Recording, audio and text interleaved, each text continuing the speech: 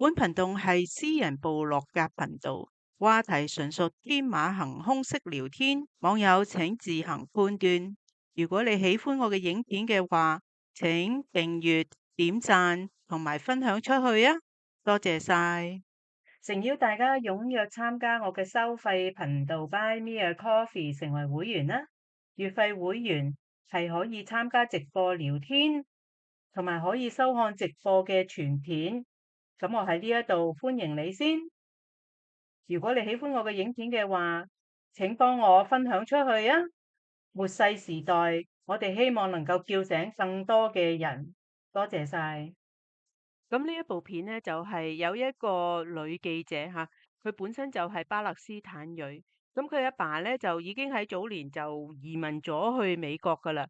咁佢本身咧就喺美國出世嘅，咁佢係巴勒斯坦裔嘅美國人啦，亦都係一個記者。佢阿爸咧個鄉下就係喺而家嘅加沙地帶，即係嗰個俾豬人封鎖咗嘅嗰個加沙地帶。咁所以咧，咁佢阿爸就呢一世都唔使旨意翻鄉下嘅啦。咁呢一個頻道嘅主持人咧，咁佢本身因為佢係個記者身份啦，又係揸住美國護照嘅啦，咁所以咧佢就決定就代替佢阿爸咧，就翻去佢個鄉下嗰度去睇，即係去探望佢個鄉下啦。因為加沙地帶係俾封鎖噶嘛，咁即係好似你去另外一個國家咁，又要查護照，又成有關卡咁啊。咁咧佢就記錄咗佢去加沙地帶嘅整個過程。咁我哋嚟逐啲嚟睇下嚇。This is what I experienced minutes after setting foot in my family's hometown. We literally just got here. We went through the first military checkpoint, and a bunch of soldiers stopped us, started yelling at us. I'm in the old city of Hebron in the occupied West Bank. 佢過關嘅時候咧，都俾嗰啲以色列嘅關卡警員咧就刁難。咁樣佢順利過咗關之後咧，亦都係遭遇到以色列人嗰啲保安人員咧，就去刁難佢嘅。咁咧，佢而家咧就嚟到 Hebron 呢個地方，就係喺呢個West Bank 啦，西岸呢個加沙地帶啦。呢個 Hebron 就係一個即係佢個舊城區 Hebron。咁佢阿爸個鄉下咧就係喺呢個舊城區呢度被封鎖住嘅呢個加沙西岸加沙地帶。A place that once bustled with life. But I'm about to see what Israel's occupation and settlers have done to the heart of this city. And to the people. 佢講嘅 settler 即係咧就無情情咧係突然間出現嘅一班豬人，嗰啲叫做 settler。咁英國佬梗係幫洛夫齊啦，洛夫齊俾好多錢佢哋噶嘛。嗰英國佬咧咁嗰個包福爾嗰個外相咧就寫咗封信俾阿洛夫齊男爵啊嘛嚇，佢好似係男爵嚇，就劃咗呢個地區呢個地方俾你啦咁樣。咁嘅時候咧，咁所以整個以色列咧，其實都係屬於洛夫齊呢個家族嘅咁。所有嘅呢啲豬人咧，就要話回歸鄉下啦咁樣嚇嘅時候咧，但係嗰個地方係有人居住噶嘛，啲巴勒斯坦人不嬲都喺度住噶嘛，世世代代過千年都喺嗰度住噶嘛。但係佢話咧，聖經話即係神允許呢塊地係佢哋嘅喎，以一個宗教嘅理由話呢塊地係佢嘅，咁樣然後咧就去霸人哋嘅地方啦。咁樣做法喎，咁如果話好似我哋香港咁啊，嗰個中國咁樣嚇，話喂呢個自古以嚟都係屬於中國嘅，所以咧我哋要攞翻香港咁樣，咁你話香港人會唔會接受啊？大部分香港人都唔會接受啊，無情情嚟一班三唔識七嘅人。走嚟話香港係屬於佢哋㗎，咁香港人有咩反應啊？咁我哋都知道啦嚇。同樣地，其實巴勒斯坦人咧，亦都係一樣。我哋世世代代都係住喺呢一度。呢啲巴勒斯坦人住喺加沙地帶，仲長過香港人住喺香港啊！香港人住喺香港都係3、4代啫，即係我唔講嗰啲原居民啦，係咪？嘅時候突然間咧就話嗰個北方個政權就話：喂，香港係屬於我哋嘅，咁我哋要攞翻咁樣，咁樣啱唔啱乎道理先？OK， 繼續睇啦。I'm a Palestinian American journalist, and I've spent much of my career reporting on the occupied territories. But Hebron, one of the West Bank's largest cities, is also my roots. My father was born and raised here. I've returned to learn how the occupation has decimated his beloved hometown. So we're officially on our way to Hebron. My team and I are going to Hebron's Old City, which is ground zero of Israeli apartheid. Today, 33,000 Palestinians live in this part of Hebron, which is under full Israeli military control and fragmented by checkpoints, military outposts, and around 1,000 Israeli settlers who live here in violation of international law. But before we get into all of that, let me back up. It wasn't always like this. This is my dad. He was born. 咁咧，佢就而家講翻咧，就係呢個加沙地帶被佔領之前咧，其實都係一個非常之繁榮安定嘅一個地區嚟嘅。咁佢就講翻佢阿爸細個長大嘅情況。Born in Hebron in 1947. He lived up the hill from the Old City, where his father and uncle owned a quarry. The year after my dad was born, Israel was established in what Palestinians refer to as the Nakba, or catastrophe. That's because hundreds of 當嗰啲 Jew 人咧嚟開始建國嘅時候咧，咁當地嘅居民咧就叫呢件事叫 Nakba， 即係話一個災難嚟嘅。咁佢哋嘅災難就已經來臨啦。Thousands of Palestinians were expelled from their homes to clear the way for the creation of a Jewish state. But the West Bank, including Hebron, fell under the control of Jordan. My dad was 19 in June of 1967 when Israel captured the West Bank, Gaza, East Jerusalem, and the Golan Heights and began. 頭先佢講啦，係1967年咧就已經係佔領咗東耶路撒冷、西岸、哥蘭高地同埋加沙地帶嚇。Began a military occupation that still has no end in sight. My dad was in college in Jordan at that time, so he wasn't in Hebron to witness that or to see how Jewish settlers took over parts of the Old City. A few years later, he moved to the US for graduate school. But I'm returning to see with my own eyes what has become of this city that made my father and me who we are today. And that all begins with me actually getting there. It's only about 20 miles from Ramallah where we're starting out. But we can't, as Palestinians, access parts of the main north-south highway because 佢話咧就其實就唔遠嘅。咁如果話去個 Hebron 呢個地方，咁但係因為咧佢係巴勒斯坦人，佢係唔可以用嗰條即係非常之方便快速嘅高速公路，佢要咧繞道行嗰啲小路咁樣嘅時候咧，佢就要需要更長嘅時間到達佢嘅目的地啦。That's reserved exclusively for cars with Israeli license plates. So here's another. 以色列人嘅嗰個車嘅係有一個特別以色列人嘅車牌，即係標榜佢哋係以色列人，咁所以咧佢哋就可以用佢哋嗰啲新建嘅非常之方便嘅好摩登嘅好直接快速嘅一啲高速公路啦。咁如果你冇呢一個以色列人嘅呢個車牌咧，咁唔該你行小路啦咁樣。Another checkpoint. Instead, we have to take narrower roads and cross through several Israeli military checkpoints. 不單止要行小路啦，咁而且咧仲要過好多個關卡，佢即係檢查完又檢查，檢查完又檢查嘅，咁即係。Another checkpoint. That means it takes much, much longer to get there. We're finally in Hebron. Today, many parts of the city are off limits to Palestinians.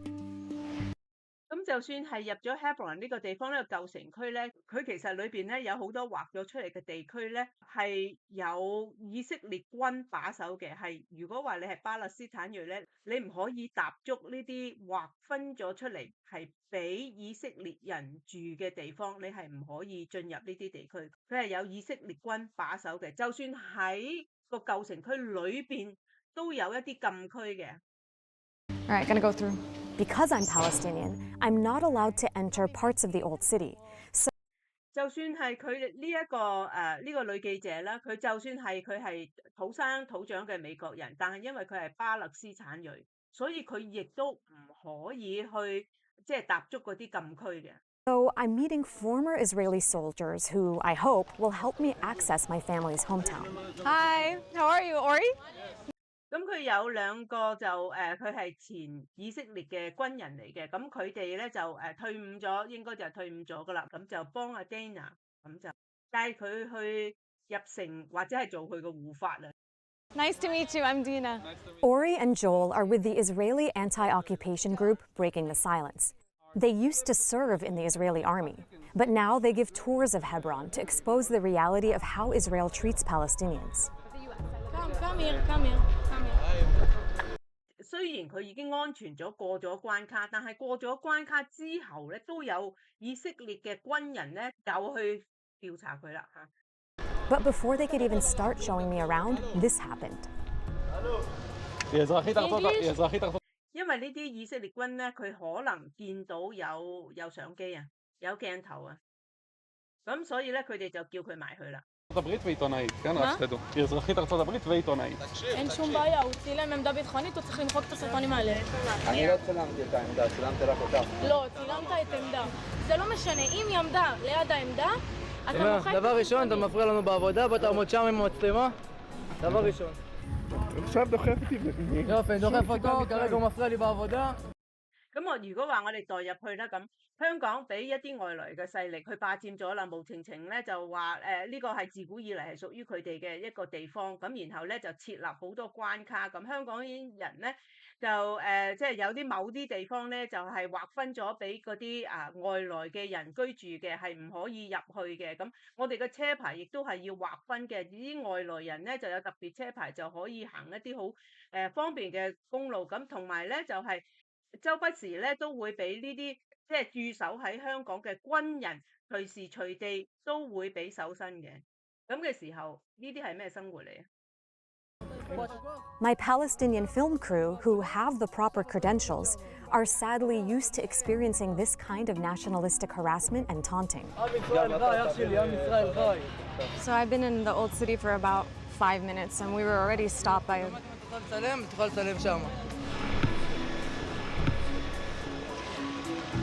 We literally just got here and a bunch of soldiers stopped us, started yelling at us, started harassing my cameraman. They just asked to see our IDs. I showed my US passport.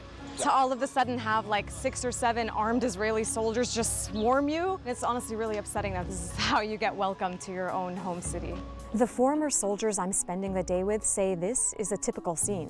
When you consider the fact that they grew up in Israeli society, they have education and media and the political system, all of those elements are telling them that Arabs are scary, Palestinians are bad. And then they get an opportunity. 呢啲都係洗腦嚟㗎嘛，就算係喺當地嘅嗰啲以色列嗰啲年輕人啦，佢哋自細嘅教育都係話俾你聽，而啲阿拉伯人係好恐怖嘅，咁佢哋隨時都會嚟侵略我哋嘅咁樣。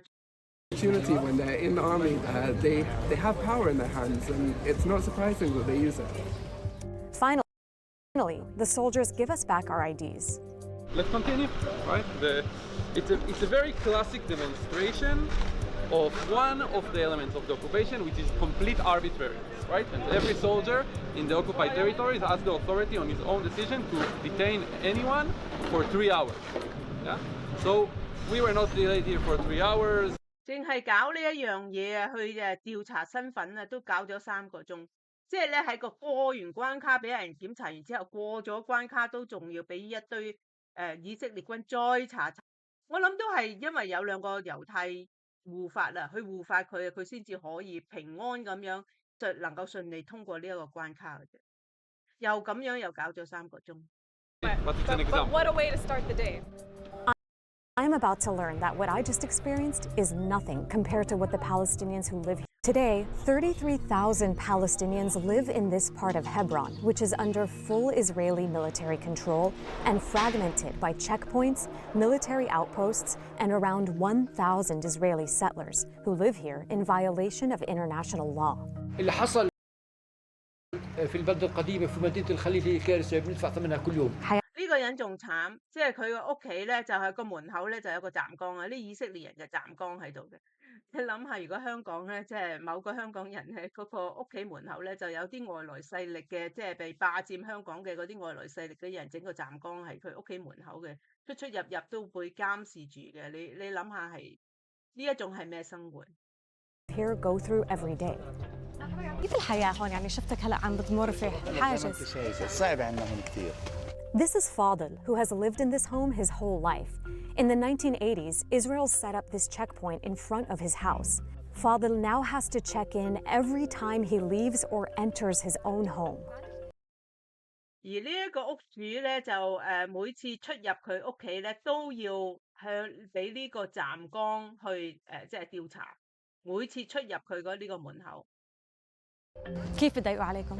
زي ما انت شايفه بخلوش قرايبنا يجي علينا. خطرة. يعني بنتي متجوزه مين مسموح لها تيجي جوزها لا. واو. وهلا لما بتمرق ايش لازم تفرجيه؟ اسمه ورقم هويته.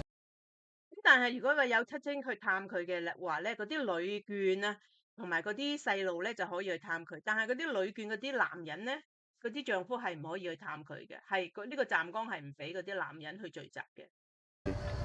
وانت بتقدر تمشي هون مش ممنوع؟ بس لحديتهم. واو. هون ممنوع. Fadl isn't alone. Thousands of other Palestinians in Hebron are also forced to pass military checkpoints just to go home. 呢個唔係淨止頭先嗰個男人啦，好多呢啲男人啊，即係住家男人啊，一家之主咧，佢哋都係咁樣嘅，都係受到同等嘅待遇，佢哋只不過係當地嘅居民嚟嘅啫。The military also bans Palestinians from using certain streets, as Ori shows me. On that street over there, Palestinians are allowed to walk and open businesses, but not allowed to drive. The yellow street. 咁咧就呢度咧就劃分咗一啲禁區咧，就係巴勒斯坦人唔可以喺呢啲禁區度做乜，唔可以喺度做乜咁。On the map is a street where Palestinians are only allowed to walk, not allowed to drive, and not allowed to open businesses. The streets that we're heading towards are mostly sterile, yeah, meaning that no Palestinian in the 咁即係呢度前邊咧呢個地方咧就係巴勒斯坦人咧禁足啦，就係唔准入嘅。呢個係以色列人住喺度嘅。The whole wide world can walk on those streets. If you do one step over here, no Palestinians are allowed here. If we take one step here, yeah, here Palestinians are allowed. And I don't know any other word to call this than apartheid. 咁之所以點解呢個以色列同巴勒斯坦不停咁有衝突，就係呢啲咁嘅原因。呢個係人之常情嚟嘅喎，即係我覺得咧呢啲係好自然嘅。你哪裏有壓迫就哪裏有反抗，正如香港2019年咁樣，只不過係通過一條國安法啫，就已經搞咁大壇嘢。咁如果話你係巴勒斯坦人，你以後都係咁嘅生活嘅時候，你會點樣做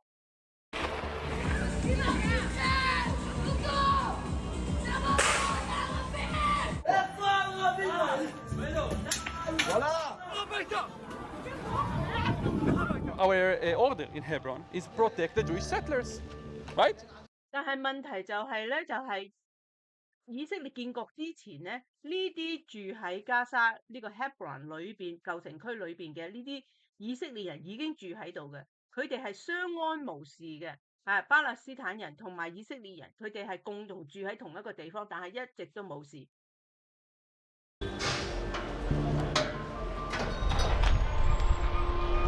This is kind of a common sight here in the old city. There's a Palestinian family that lives at the end of this alleyway. Above them is an Israeli settlement, and because the settlers throw garbage down at them, they have to put these nets here to protect them. 呢條街後邊咧就住咗一家巴勒斯坦人，呢條街上邊咧就住咗啲以色列嘅居民喺度。咁嘅時候咧，呢啲以色列人就不停掟嘢落下邊啦，即係去掟佢哋啦嘅時候，所以啲巴勒斯坦人就喺上邊咧就設立咗個網啊，就設立咗個網嘅時候，咁就係保衞佢哋自己嘅安全啦。咁佢哋出入就比較安全啲啦。The family at the end of the alley is the Sidrs. Just a few weeks before I arrived to Hebron, nearby settlers accused their 13-year-old daughter Selwa of picking a knife up off the ground. 咁呢個女仔咧就13歲啦，咁呢個女仔咧就曾經被拉過，因為點解咧？因為佢喺嗰個地下嗰度執起一把刀，咁所以咧佢就被拉咗啦。אותה מרימה את הסכין. אם היא לא אומרת איפה הסכין הזה, אני עכשיו לוקח אותה. ניסיון אחרון. فقد كل جبت معيش ولا سكينة أنا. איזה סכין? שקרנית. הבת שלו אומרת. הכל זה אני עכשיו לוקח אותה. היא תהיה אצלי. יאללה, תביא הזיכרון. تبع زيكون ممنوع. اعتقلوني واخذوني يعني مدرسة أسامة وقعدوا يحاولوا معي. 佢被拉嘅時候好似係仲加細個，而家係大個。佢細個嘅時，即係佢細個嘅時候曾經被拉。كمان مرة؟ أنا حسيت إنه وأنا نايمة حسيت إنه دمعت كلون. 咁之後呢，佢發夢都係被拉嘅，咁呢個已經成為佢嘅陰影啦。Are you afraid the settlers are throwing something down at you? And she said, yeah, لأنه بصير كتير إنه بيرموا عليكم. كتير بصير. يعني إذا شفناهم بيلعبوا خلاص بدهم يرمونا بدهم يعملوا لنا يرموا علينا حجر. 咁啊 Dina 就咧發覺咧，就佢同呢個女仔傾偈嘅時候咧，佢一聽到有啲聲佢就望上邊，一聽到有啲聲佢就望上邊。咁 Dina 就問佢：你係咪驚嗰啲以色列人掟你啊？佢話係啊，佢即係佢驚嗰啲以色列人咧就掟石啊咁樣。وإحنا بنقعد نتفرج عليهم يعني. أولاد المستوطنين. طبعا أولاد المستوطنين. يعني أخي صار يحكي لي إياه يطلع محل ألعابهم. حرام. كيف بيلعبوا وإحنا نفس خلينا ننزل عندهم نلعب. قلت له كيف ننزل؟ هذا احتلال. كمان إحنا ما بنقدرش يعني ننزل من مرة من هون 24 ساعة في الدار يعني زي باعتبار السجن.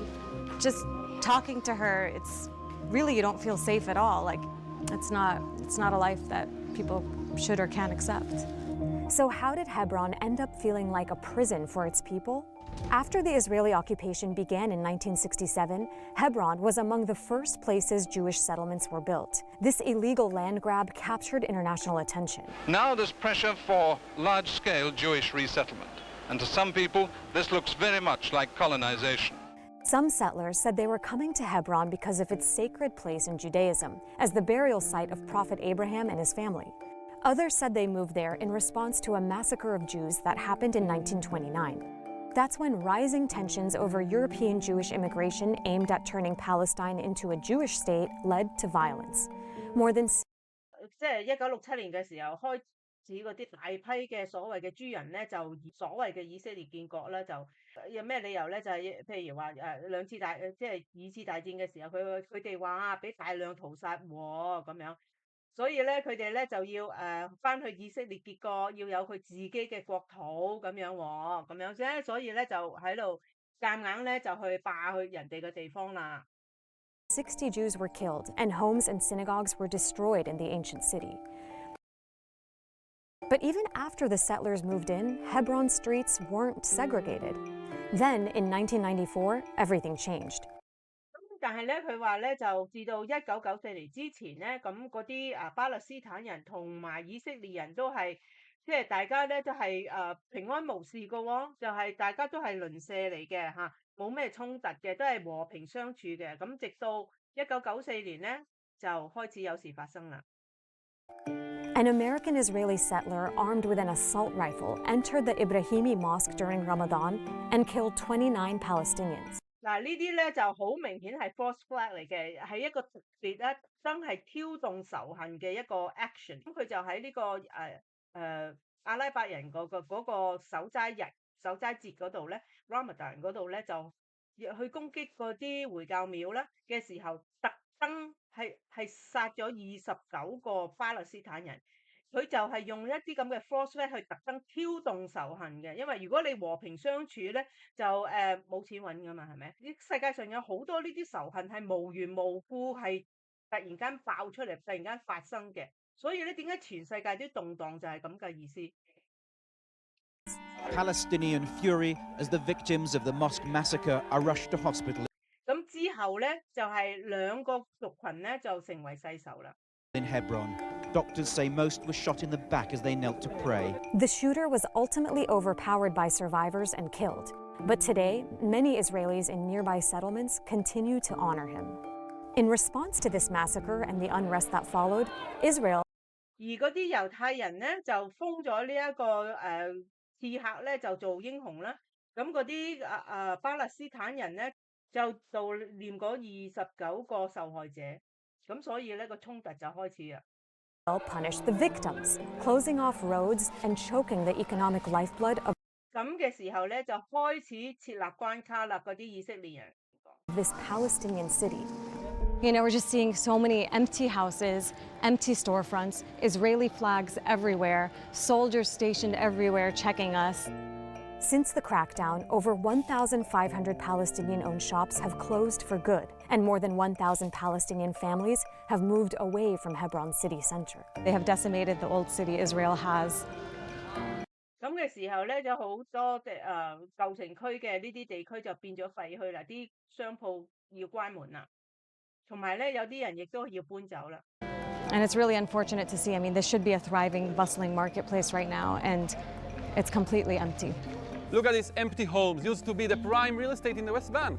Here, She's harassing a Palestinian right now, just because he's sweeping. What we can just see here. 嗱，你睇下嗰個呢個女人就係以色列女人啦。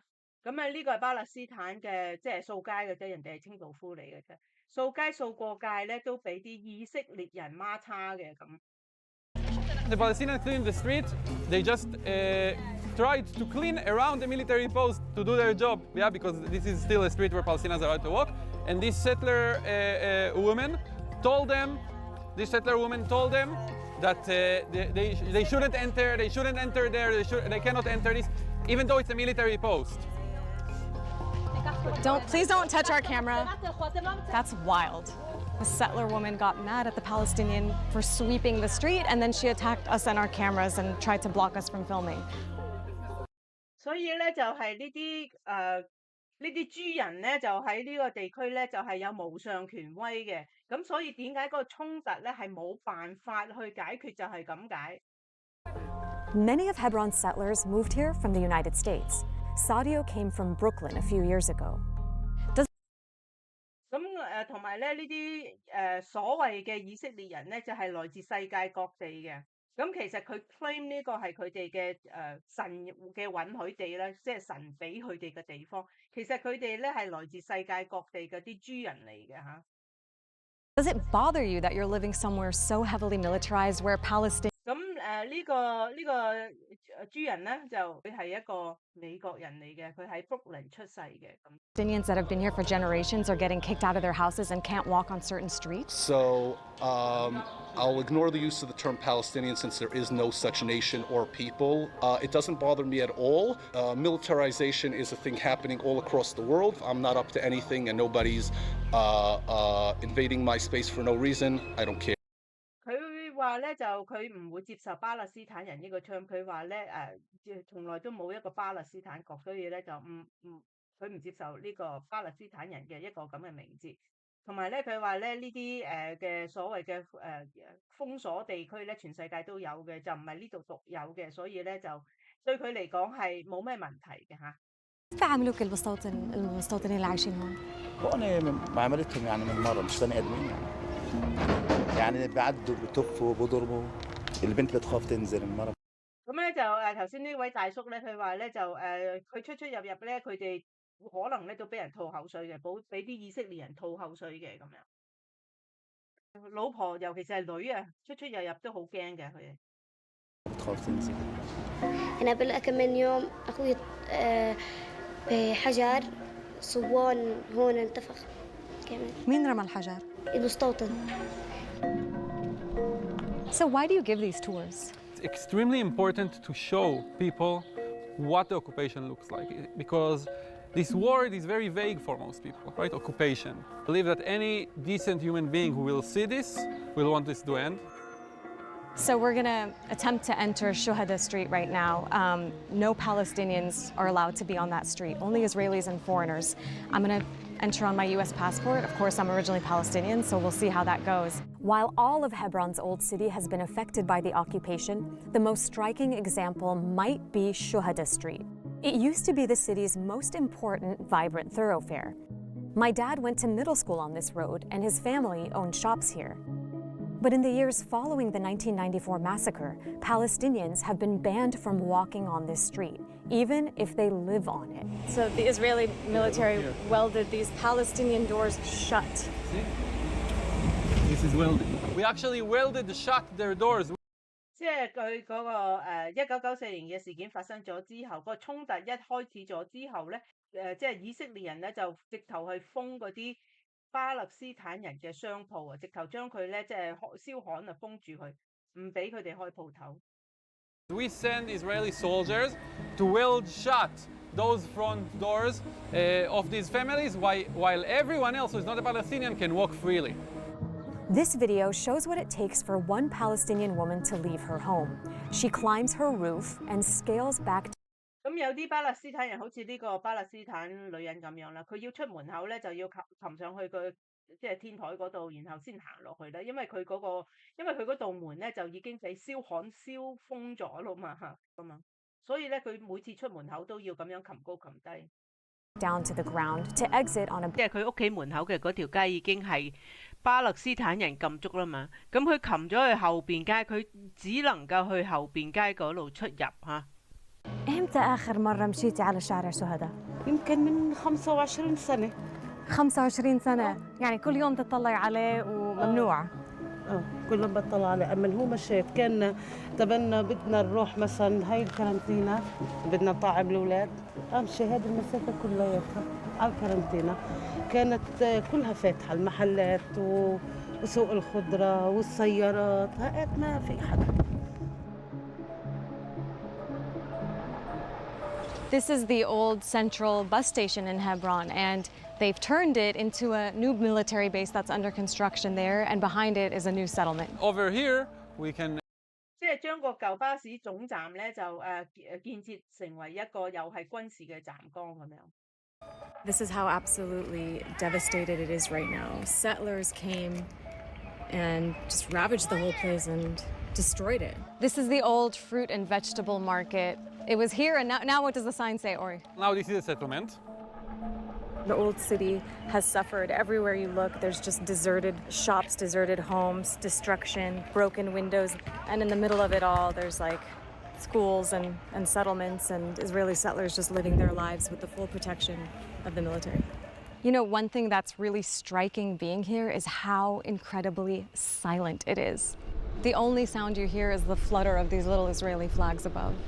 就咁佢而家咧就係即係去想揾翻佢阿爸細個住嘅地方嚇，咁大概都係呢個即係佢前邊嘅呢個地方咁樣。咁但係咧就可以見到咧就已經係起咗圍牆，佢係唔可以進入㗎啦。Is of a bunch of Israeli flags and a military outpost on the hill over. 嗰度咧即係除咗有個圍牆隔住咗，即係封鎖咗之外咧，就係上邊咧山上邊係有站崗嘅，係有以色列人嘅站崗嘅，所以咧巴勒斯坦人咧係去唔到呢個地方嘅。There, and in between them, the cemetery where my grandparents are buried. 呢度咧就係佢祖父母嘅墳場啦。咁但係佢哋亦都唔可以去拜山啦，因為嗰度係已經係封鎖咗啦，冇得去拜山㗎啦嚇。The home that my father grew up in. This is Shuhada Street. Yeah, this is Shuhada. There's nobody here except for some soldiers and a few settlers. It's a total ghost town. During the days, you see the people in the market, and at night, I could see the singing and the dancing. It was like the heart of the city. Sad, so sad. It's so sad. My dad wanted to talk to Ori. Hello, my friend. Hi, nice to meet you. I'm glad you are for peace. When counting on people like you to expose the lion. I really hope you can be here and visit your childhood home at some point. It's the routine way we control the Palestinians, right? A Palestinian can wake up in the morning and not. 咁所以咧就巴勒斯坦人如果要出入加沙嘅咧，就要過呢啲關卡啦嚇。咁樣咧，同埋咧要行小道，所以咧佢哋要出去或者係要去 travel 嘅嗰個路程咧就要遠好多啦，同埋需要好長嘅時間。Know if we will be at work on time, go to sleep, not know if soldiers will invade his home.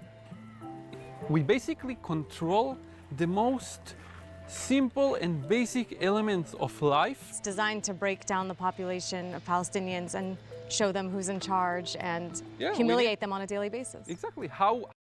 佢講咗啦，點樣係能夠令到250萬嘅巴勒斯坦人順服咧？就係要令到佢哋恐懼啦。所以點解日日夜夜佢哋係俾即係去嚇佢哋咧？就係令到佢哋恐懼，你去順服佢哋，控制佢哋。呢個就係以色列人嘅手段。The West Bank to feel that they cannot lift their head up. We will make them understand that we 用盡所有嘅恐怖嘅方法，令到啲巴勒斯坦人驚同埋唔敢抬起個頭來。control their lives. The segregated roads and the settlements are so forth. They exist all around the occupied territories. Military activity, home invasions, patrols, digital surveillance. 無情情咁樣就去搜刮人哋屋企咁樣，即係全副武裝咁樣去搜刮人哋屋企咁樣，務求令到住喺嗰度嗰啲人驚。رغم ذلك أنت ضايل هون. طبعا دارنا بيتنا وين نروح؟ بس في غيرك سافر وهاجروا. في اللي معه مصاري بيطلع، احنا على باب الله. الحمد لله. عمرك فكرتي ترحلي من هون؟ لا لا. ليه؟ لا. شو؟ ما هو كل مشاكلي معاهم عشان ارحل من هون. ملايين دفعوا لي. ملايين دفعوا له، اخر مره زهقوا وحطوا لي شك مفتوح. ما قبلت. وانتي مش راضيه؟ وانا مش راضيه. ليش مش راضيه؟ ما خلص، ما هو اذا هذه راحت شو بده يضل؟ اذا اخذوا البيت شو بده يضل؟ لسه عمرك تخافي ولا عمرك عندك تخافي. انا بحب بنتي تكون قويه قد حالها. انا قد حالي وقويه. يا لما اجى اعتقل بنتي اعطاني درس الاحتلال. اعطاني اياه اذا انت ضابط اسرائيلي بتتعامل مع البنت هيك. شو بدك يكون بيني وبينك السلام؟ انا بدي اقول لك شغله واحده، اذا انا مش حامي حالي، يعني انا ماشي هون انا مش حامي حالي، كيف بدي احمي اولادي انا؟嗰啲以色列嘅人咁樣糟質佢哋個目的就係咩咧？就係想去逼走佢哋。咁佢哋都曾經 offer 去買起佢，即係俾錢你啊，即係你哋搬啦咁樣。但係有啲居民咧就係即係佢呢度係佢鄉下嚟㗎嘛，咁你叫佢搬去邊咧？咁樣佢就甚至即係出一個幾好嘅價錢，就係要佢搬咁樣。有啲就搬啦，咁但係呢位大嬸咧就拒絕搬啊。佢話呢即係呢個係佢個鄉下嚟㗎嘛，因為